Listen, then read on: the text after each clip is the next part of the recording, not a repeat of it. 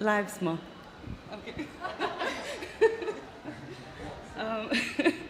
Lepo pozdravljeni na dvorišču Dobre Vage, kjer v sklopu 5. obletnice našega delovanja praznujemo in se danes pogovarjamo o skupnostnih in delovnih prostorih, nekako povezujemo in danes v sodelovanju z Galerijo Škuc prostorom bomo spregovorili o praksah. Torej v sklopu 5. obletnice se poskušamo nekako po naši okolici, premisliti našo pozicijo v mestnem tkivu, tako na tržnici, kot tudi na splošno na umetniški sceni in nekako premisliti, na kakšen način doprinesemo k stanju, na kakšen način podpiramo mlade umetnike pri njihovem delu, kar je velik del naše misije, kar želimo početi. Torej, in se poskušamo nekako osredotočati na prakse povezovanja umetnikov in prostore, v katerih lahko to počnejo, ker se seveda zavedamo, da smo le en mali delček tega, kar se pač počne.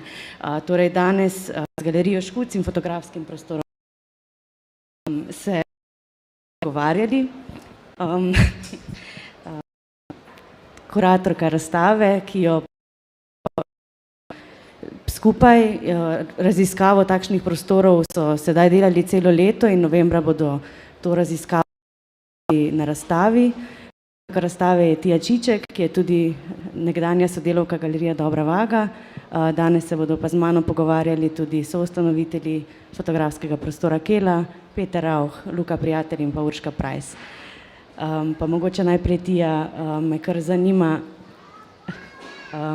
če mogoče predstaviš projekt, njegovo usmeritev in pa raziskavo, ki ste jo opravljali. Pozdravljeni tudi z moje strani. V bistvu se je začel na ta način ta cel proces, da sem se začela blazno zanimati za načine kuratorskega dela oziroma neke načine sodelovanja in se nekako zastavlja tako, da bojo zdaj novembrske razstave v Škucu zasnovane po tem načelu, da se v bistvu na tej razstavi sodeluje z nekimi drugimi akterji znotraj kulturnega področja. To so bodisi umetnice, umetniki, neki drugi kulturni delavci in tako naprej. V bistvu bo raziskava, v tem primeru raziskava, v naslednjem letu bomo videli, kaj bo trajala pa celo leto, novembra bomo pač predstavili neke naše izsledke oziroma je tako, da oblika te razstave še ni jasna oziroma bo znana nekako proti novembru.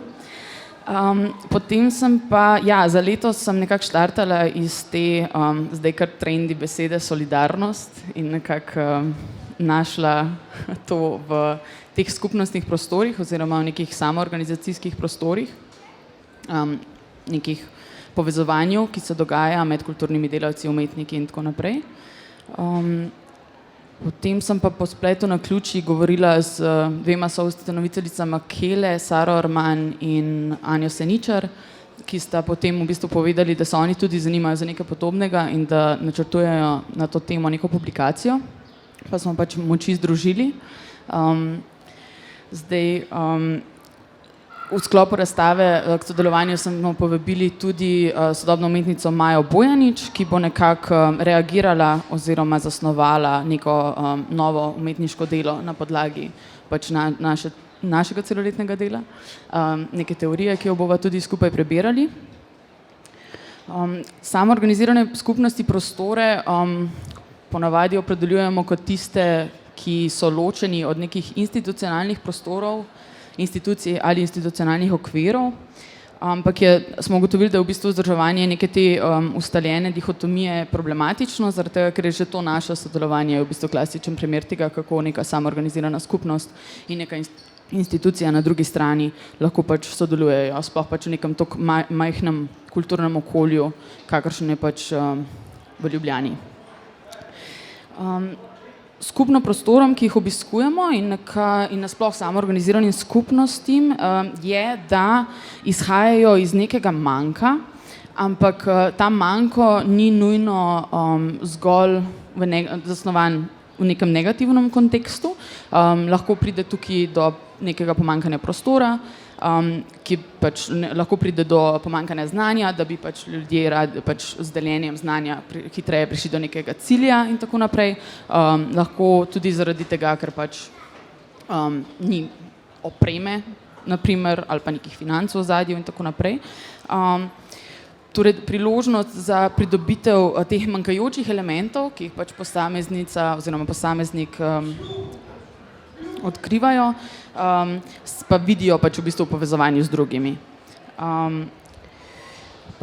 Gre za izmenjavo podobnih problemov, znanja, razpoložljivih virov, torej ni samo, pač gre se za res neko povezovanje skupnosti in tudi kako skupnost soustvarja prostor in kako prostor soustvarja skupnost. Tako naprej. V osnovi je in v vseh oblikah je sama organizacija nek nujen družbeni proces, ki se ga obravnava, ki na začetnem zavezujočem stanju ali problemu se ga obravnava vedno kolektivno. Je torej orodje za sodelovanje, sredstvo za pridobivanje veščin, izkušenj, podpore, virov in znanja. Hkrati pa pomeni tudi neko konstantno preizkušanje novih oblik sodelovanja, možen je tudi razvoj nekih drugačnih meril in vrednot znotraj skupnosti in potem tudi v relaciji skupnost in neka širša družba. Stranski, včasih tudi pa osrednji produkti tovrstnih prostorov poosebljajo neko vzajemnost, solidarnost, nove in dinamične družbene odnose, kar mislim, da bomo pa tudi potem videli na tem primeru, ki ga bojo predstavili danes in sicer, ja, z moje strani bi bilo zaenkrat to.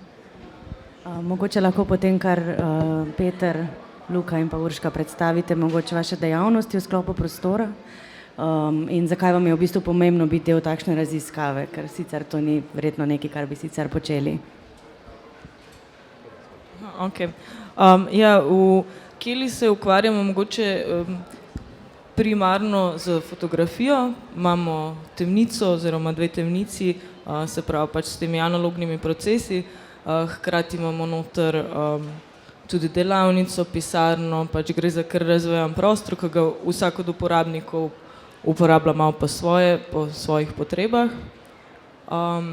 Za ta projekt, pač ja, glavna motivacija za ta projekt pa v bistvu v temu, da to našo razdrobljenost nekako združimo, da v bistvu imamo skupaj nek projekt, nek cilj, pač neko pot, ki jo pravimo skupaj, se pravi ne samo, da vsak dela pač svoje stvari ali pa v parih, ampak ja, da vsi sodelujemo pri temu.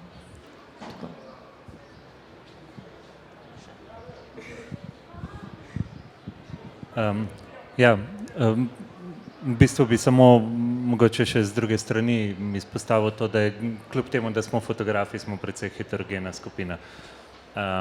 Tudi na tak način smo se zbrali. Po eni strani je bila potreba za to, da en kup ene opreme za temnico spravimo v en prostor, kjer bo funkcionalen, oziroma ta oprema funkcionalna. Po drugi strani je pa to sovpadalo tudi z nekim slučajem, da je ena skupina ustvarjalcev iskala nov atelje in potem smo še povabili mogoče eno ekipo somišljenikov, tako da se je nabrali, koliko nas je sploh, ne vem, 8, 9, malo smo fluidni tudi glede številke. In teh uporabnikov in enostavno smo rekli, da bi fino, da imamo pač kljub temu, da je heterogena skupina, da obstaja nekaj, kar nas homogenizira, no? Kot skupnost. Ne samo prostor, ampak še en projekt od, seveda vsak ima svoje delo, pa svoj timing, svoje pričakovanje, ampak ta en projekt je tisti, ki bi lahko tudi predstavljal neko vez med nami in hkrati je ta projekt ravno o tem, kako to drugi delajo, tako da pač je nek loop se tukaj zgodi, ki je cool, pa fajn, pa se nam zdi zabaven, hkrati pa blazno poučen, glede na to, da nismo ravno znalci, na kakšen način to peljati, se učimo od drugih, ki imajo veliko kilometrine za sabo in nekako poročajo, pa posredujejo pač svoje izkušnje.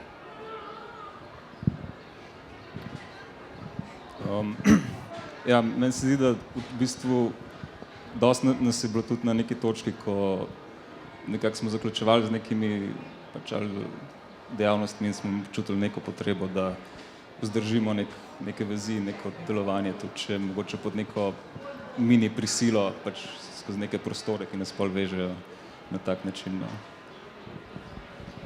Se pravi, iz neke refleksije me zdaj zanima, na kakšne oblike samoorganizacije ste naleteli pri raziskavi, pa kaj se je tukaj potem kazalo, no, kakšni so neki trendi.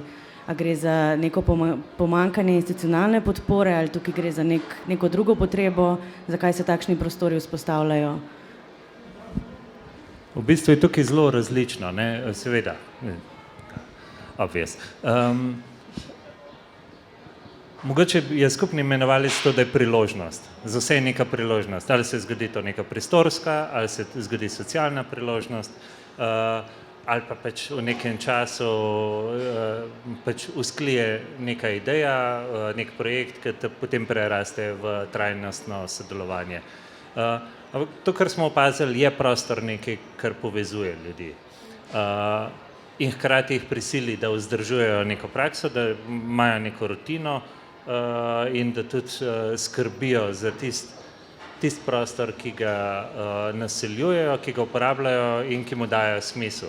Tako da ravno to osmišljanje prostora je mogoče en od takih skupnih imenovalcev. Potem je pa od enih organizacij, ki so blazno organizirane na način, da redno se stankujejo, da imajo formularje, kdo čisti, kdo še ni čisto in tako naprej, take zelo banalne stvari, do tega, da so mogoče nekateri malo bolj vešči takih praks izjavili, da nimajo nobenih sestankov in da se vse mimogrede dogovorijo in da ne potrebujejo sploh nobene formalizacije njihovega sodelovanja, ker ni potrebna, ker so že tako usklajeni na isti valovni dolžini tekom let ali celo desetletij sodelovanja, da ne potrebujejo take formalizacije. Mogoče se kaže potem tudi v tej stopni formalizacije nek izhod iz tovrstnih skupnostnih prostorov, da nekateri organizirajo potem svoje delovanje v smislu podjetij, zavodov, društev ali pa razpadejo na posamezne enote, tako da se tudi to vidi, kje so ambicije. No. Mogoče še to, da pač nekateri ti prostori so, mislim, samoorganizacijskih oblik je kogarkoli kolektivov, pač v bistvu to niso ustaljene, to je zelo fluidna shema, niso pač neki ustaljeni načini dela oziroma neke forme, ki bi jim sledili. Seveda je pa pač logično, da nekdo, ko pač dela v nekem bolj javnem interesu oziroma ima neko pedagoško ozadje oziroma željo, da bi pač, ne vem, prodaralo skupnost ala Krater, ki smo jih tudi obiskali, pač delajo nekako na nekih razpisih in se prijavljajo, probajo pridobiti sredstva na ta način, medtem ko pač kdo drug je pa pač bolj tržno naravnan, pa pač tudi, mislim, na drugi strani recimo temu, no, pa pač in tudi to deluje oziroma je na celem, Anselma, ja, je pač na celem spektru, pač srečujemo te skupnosti in prostore, tako da. Se mogoče je tukaj bolj takoj vprašanje financiranja, no, se tukaj zdaj neko samofinanciranje ali gre za prijavljanje na razpise ali neko bolj sporadične momente, poleg tega pa a so ti prostori večinoma zaprti sami vase, torej namenjeni samo delu, ali se tudi navzven odpirajo z nekim programom, pa na nek način potem širijo to skupnost? Ja, to vprašanje je tako, da bi ga najraje zastavili na prve mesto, ampak potem počakamo na tretje mesto, pa rečemo, ok, zdaj pa govorimo o denarju. Ampak na nek način je nas zanimalo predvsem izbrati tak tip organizacij, ki skušajo čim bolj samostojno, neodvisno od subvencij vzpostavljati vsaj nek temeljni nivo delovanja, kar pomeni, da najemajo prostor, vzdržujejo prostor iz lastnih sredstev oziroma iz neke lastne dejavnosti. Da bo odvisno od dejavnosti. Ene dejavnosti so take, ki so tržno sprejemljive, imajo produkt, ki se ga da prodati, so pa dejavnosti, ki jim je težji nek produkt prodati neposredno ali pa v kapaciteti, ki jim je na voljo, lansirati na tržišče. V takem primeru se pogosto poslužujejo seveda delavnic, izobraževanja, nekih odpiranja v smeri laične ali pa strokovne javnosti. Načeloma pa seveda tudi tisti, ki ali sčasoma preidejo na subvencionirano financiranje ali pa deloma subvencionirano, morajo tudi seveda za namen pridobivanja subvencij tudi določen program izpolnjevati oziroma ponuditi, ustvariti, kar je normalno, ne? In v takem primeru so tudi na nek način zavezani, da se odprejo v javnost. Tako da v vsakem primeru gre za skupnostne prakse, ki se odpirajo v javnost, kot skupnost, praviloma ne kot množstvo posameznikov, ampak nastopijo kot skupnost in to se nam je zdelo zanimivo, ne. Koliko je lahko neka skupnost sposobna v tem našem lokalnem okolju vzdrževati tak prostor in na kakšen način in kakšna je cena za to, ne. Pri čemer seveda vedno upoštevamo tudi, kolikšna stopnja individualnosti ustvarjanja ostane posameznikom, ne, a so zavezani samo potem služiti temu prostoru, a lahko vzporedno peljejo tudi svojo ustvarjalno prakso in razvijajo neko svojo vizijo, ki je mogoče paralelna, včasih se pa vklopi v to skupno zgodbo. Ja, dosti smo se tudi, mislim, sem pa tja je naletela beseda tudi na kakšne reference, pa pol, da se pač nek prostor, ki se šele vzpostavi, oziroma neka skupnost, ki se šele vzpostavi, nima dovolj referenc, da bi se prijavila na take in drugačne razpise, ampak jim je to cilj na dolgi rok in vidijo to kot nek pač most to bridge the gap, preden pridejo pač do neke te variante, preden si lahko pomagajo tudi s subvencioniranim denarjem. Ali pa mogoče sam ni njihov cilj biti tržen, ampak biti dostopen javnosti, kar najlažje dosežejo prek razpisov. Vse potem je tukaj pa vprašanje prostora, kje vznikajo taki prostori oziroma na kakšen način se pride do takšnih prostorov, kakšni so potem odnosi z najemodajalci, če so najemodajalci ali se te na drugačen način pridobijo prostori. Kaj se je tukaj pokazalo mogoče, ali pa kakšne izkušnje imate v Keli, kako ste prišli do tega svojega prostora, recimo? Ja, mogoče je tudi tle malo vplivala pač cela ekonomska situacija in pač tudi ne vsi, ampak nekateri od teh prostorov pač vzniknejo takrat, ko pride do nekih sprememb. Recimo pač konkretno v našem primeru šlo pač za epidemijo, ki je pač nekako vplivala vsaj v nekem momentu na cene nepremičnin in smo tudi v istem momentu, da si je več gledali iste prostore, pač ne vede, da iščemo plat za ustvarjanje. In tudi pač v pogovoru z ostalimi kolektivi smo videli, da ponekod je to zelo velik dejavnik, da v bistvu glih v nekih takih kriznih situacijah potem se odpre nek prostor, kjer lahko nekaj zagrabaš in mogoče narediš, ko prej mogoče ne bi mogel. Pa valjda pač, kaj želijo delati, ne, pač nekateri kolektivi imajo zelo oblikovano idejo tega, kaj hoče početi in rabijo pač prostor, ki je temu primeren, ne. Mi smo tudi rabili prostor, ki je dosti velik za neke kose pač te opreme, tako da je to ziher vplivalo na končno izbiro prostora.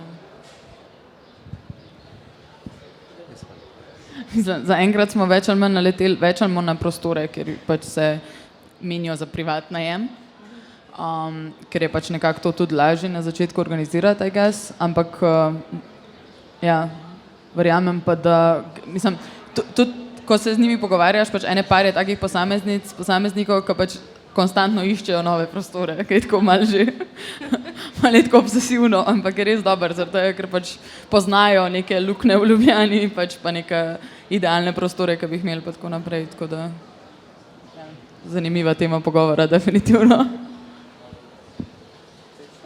En od naših pogovorov je bil z Ajdanom Cerarjem iz inštituta IPOP in ko smo mu opisali, kakšen tip prostorov smo obiskali, je bil njegov odziv, da gre dejansko za zelo učbeniški primer spremembe prostora. Torej, raba prostora praviloma ima neko dinamiko, zdaj v različnih mestih je ta dinamika časovno zelo različna, ampak tudi Ljubljana ni izjema v tem. mogoče grejo malo počasneje te zadeve kot v kakšnih večjih mestih. Je pa tako, da sčasoma prostori degradirajo, pridejo do nekih recimo da nelegalnih, pollegalnih ali pa takih nekih skvotov, zapuščenih prostorov, ki skoraj da razpadajo in potem v takem momentu, navadi po nekem obdobju neke nerabe, nastopijo ustvarjalci, ki te prostore bodisi zavzamejo, najamejo, se dogovorijo za uporabo v kakršnem koli formatu, torej ni nujno, da gre za skvot ali za zasedbo. V našem primeru je šlo za tovrsten tip prostora po zelo konvencionalni plati, najem preko oglasnika, tako da smo v bistvu zelo klasičen najem sklenili z lastnikom. In potem se seveda te prostore obnavlja do neke faze, dokler lastniki ponavadi ne vidijo v tem neke priložnosti, da lahko ali sklenijo drugačen tip sodelovanja, prenovijo in potem sčasoma tudi skušajo dvigati vrednost nepremičnini, tako da predtem, ko smo iskali nepremičnine, smo celo naleteli na lastnike, ki so iskali točno konkretno tak tip najemnikov, ki jim bojo dvigovali ceno nepremičnine z neko mislijo, da bi lahko gentrificirali tisto bodisi stavbo, bodisi tisto območje in s tem pač dosegali večji izkupiček. Je pa seveda, vse to načeloma vedno vzamemo v zakup ali pa tudi vsi ostali, ki jih srečujemo, vzamejo v zakup, vejo, da to ni najem ali pa uporaba, ki ima daljše časovno obdobje, gre predvsem za poskus neke dobrega dogovora ali pa sodelovanja ali pa nekega dialoga z lastniki. Zdaj pa tukaj pa zelo varirajo te stvari. Včasih obstaja razumevanje in vrednotenje, ne nazadnje priznavanje te specifične vrednosti, ki jo ustvarjalne dejavnosti vnašajo v prostor, včasih je pa pač enostavno ni razumevanja oziroma se to smatra, da je to neka čudna dejavnost, ki se dogaja v kletnih prostorih, kot so nas že marsikdaj stanovalci, ki živijo nad nami, opisali, da neke čudne stvari se dogajajo noter. Pričemer so seveda vedno vabljeni, vrata so odprta, so povabljeni, da obiščejo te prostore, nekateri so in so zadovoljni, nekateri pa raje ostajajo na tem nivoju neke čudnosti in nevarnosti, ki preti strani ustvarjalnih praks ali pa kakršnekoli emancipatorne dejavnosti, ki se pojavi v javni sferi.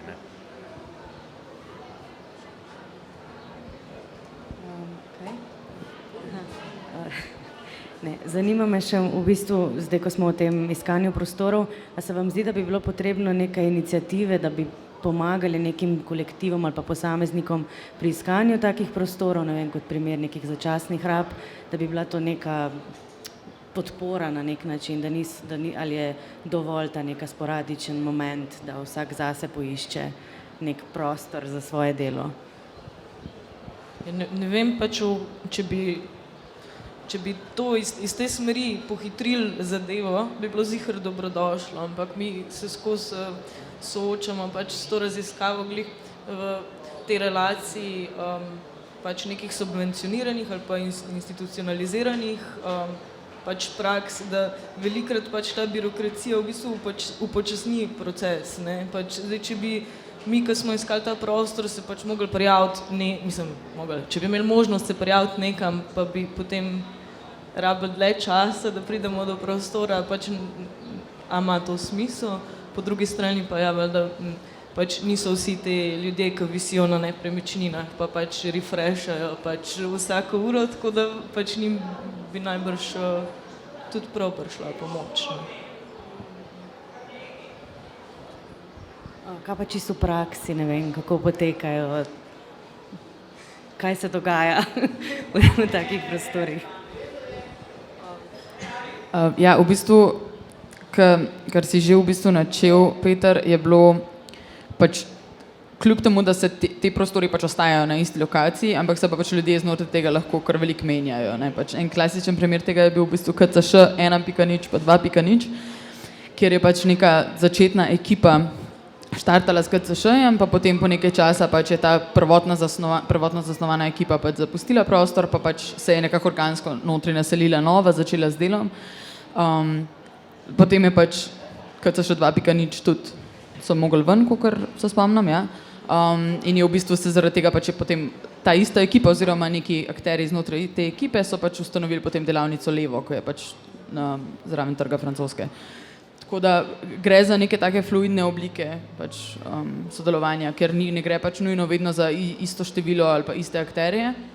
Pač gre za eno tako res konkretno trajnostno obliko, ne, ker se tudi pač znanje prenaša pa tako naprej.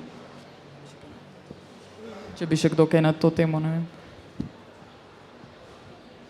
Ja, mogoče, ne vem, če smo našteli, koga smo do zdaj obiskali, pa malenkostna stvar, ampak vseeno je fajn izpostaviti, da poleg delavnice Levo oziroma KCŠ v dveh ekip, ki so vzpostavili in v bistvu tudi zaključili ta prostor, smo obiskali tudi ekipe oziroma celo par ekip, ki uporablja prostor Krater, kar je super.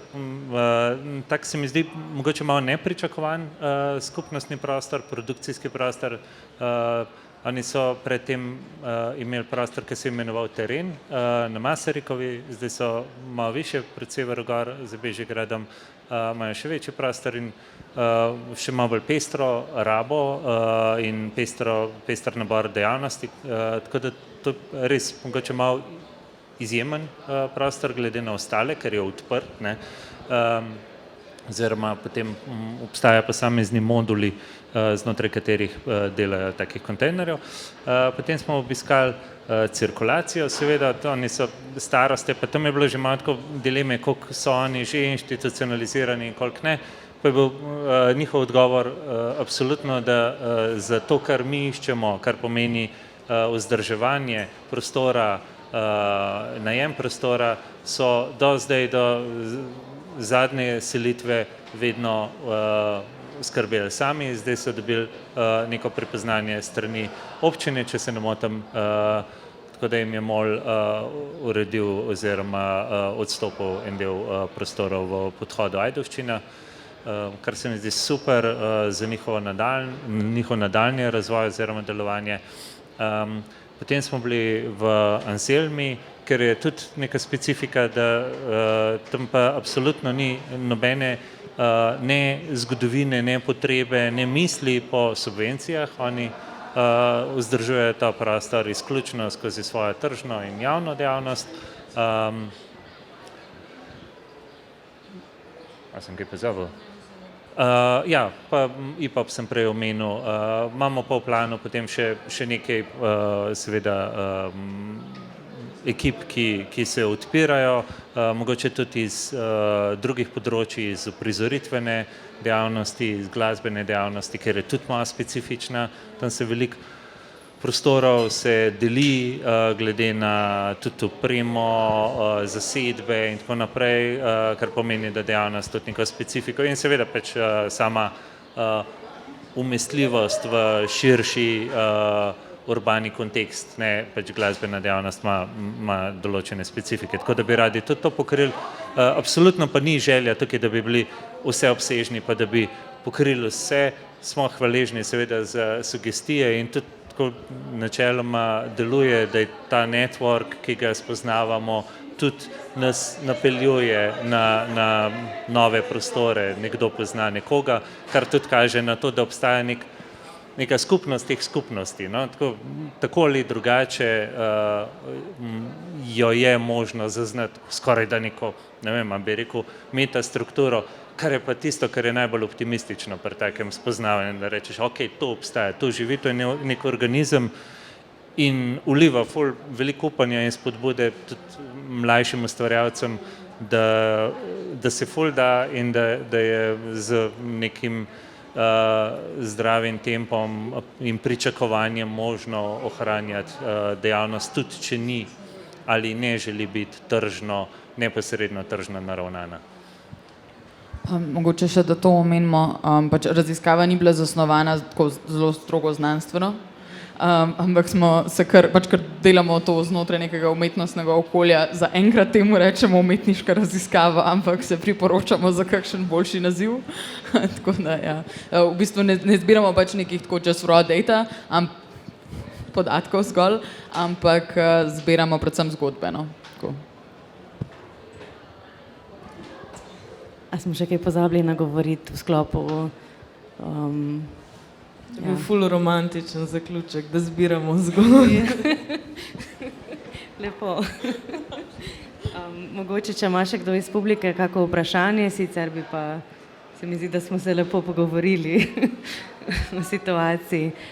Ne smemo pa dati mikrofonov v publiko zaradi ukrepov, no, samo tako, da ne pričakujte.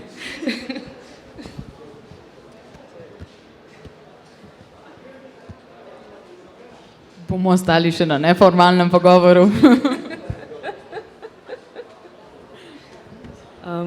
Pol, če ni ničesar, bi se vam lepo zahvalila, no, za sodelovanje, pa vas pol še povabim, če si še niste pogledali razstave v Dobri vagi. Tako da hvala. Hvala. Hvala. Hvala.